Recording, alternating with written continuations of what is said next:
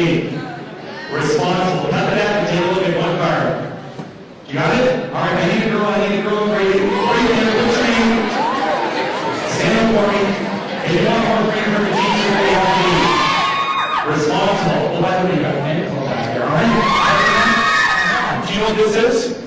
This is a lie detector machine. Hey, you raised your hand and told me that you were honest. Let's find out how honest you will calibrate this to your finger. So tell me the truth. Are you a boy or a girl? Oh, you have to yell it out. A girl. Yes, you are. Okay, good. Are you having fun at the assembly?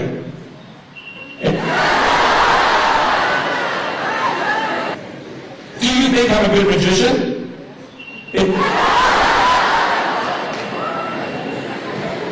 When I came into the school, I always showed respect for my teachers because they were the ones in authority.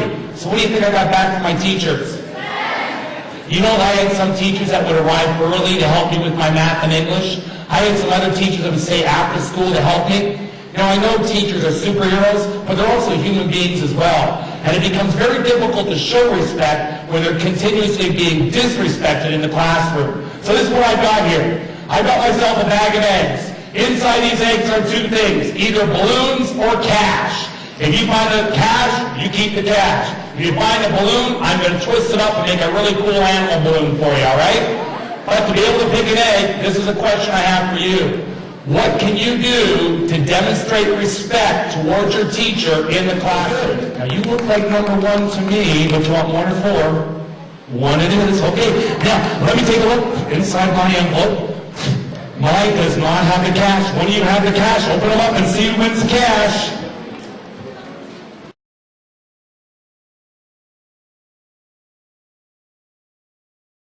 Students, stand up for me, please.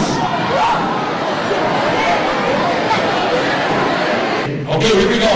Now, I'm not asking if you've done this. I'm asking, while you've been at school, have any of you ever witnessed or heard of someone that's been wrongly gossiped about? I want you today, guys, is I'm going to show you exactly how to reduce bullying inside your school. But to do that, we first of all have to understand why the bullies do what they do. So, I have a real fun experiment for you right now. I'm going to spin this for 30 seconds. Whatever you do, don't take your eyes off the spinny wheel. One, everyone, look at my head.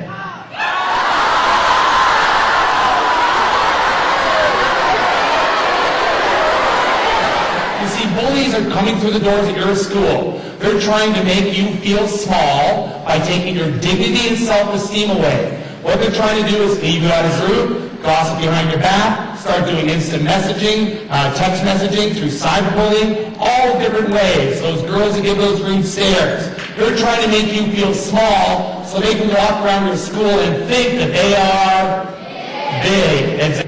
Now, there's two forms of bullying. You'll find that the boys do a little bit more of the direct bullying. This is the physical stuff, the punching, the kicking, the throwing things at people.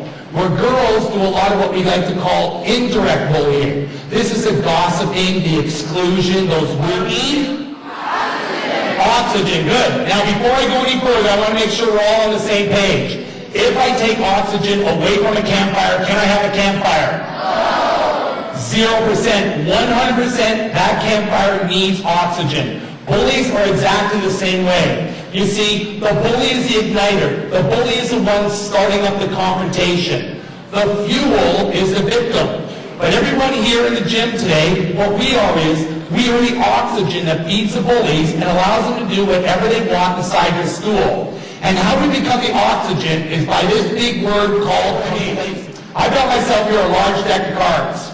Let's say I'm the bully in your school. I'm in 8th grade, okay? This is me. This is your friend at school. So I come into your school, I go, I love coming to Simmons Middle School. You know why? Because I get to do whatever I want. So I'm going to go up to your friend, and I'm going to start to verbally abuse your friend. Why am I able to do that? Because you guys say nothing and do nothing. If I find that you told the principal about what I did last week, I'm going to tell the whole school you're a rat. You call a rat in this school, you're going to have no friends. And that name is going to stay with you all the way through high school. Now, why am I threatening him? Because I have to make sure that he says nothing and does nothing. Well, This is not about getting anyone in trouble. Ratting and snitching is getting people in trouble. What I'm asking you to do is to tell someone.